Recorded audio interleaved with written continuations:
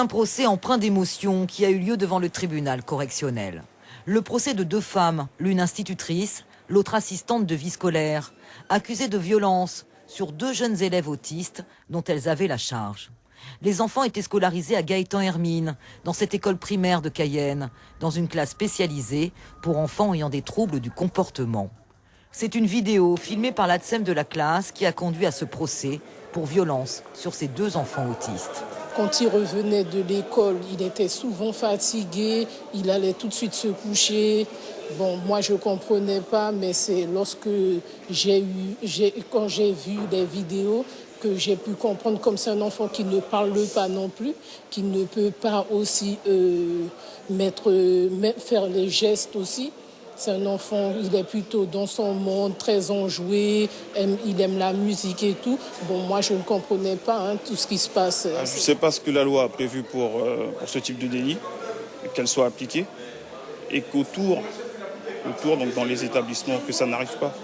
Tous les témoignages des collègues des deux prévenus sont allés dans le même sens. Des femmes calmes et bienveillantes. Reste cette question qui n'a pas du tout été abordée lors de ce procès, la responsabilité de l'éducation nationale.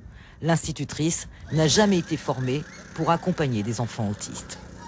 Comme d'habitude dans ce type d'affaires, ce sont les institutrices et ATSEM qui sont présentes et pas l'éducation nationale. Alors que la formation est de leur fait. Ils doivent assurer une formation. 400 heures et elle en a eu 5h30. Les avocats de la défense ont demandé la relaxe et le procureur une sanction clémente, des réquisitions très mesurées. Ce procès était empreint d'émotion, mais il ne fallait pas oublier que la vie de ma cliente était vraiment en jeu. Parce que quand on est condamné par une juridiction correctionnelle, c'est toute une vie qui est entachée. Et il faut reconnaître qu'elle n'a jamais essayé d'être violente avec l'enfant dont elle était chargée.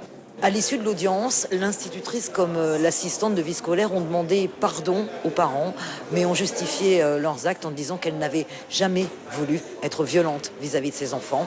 L'affaire a été mise en délibéré au 24 janvier prochain.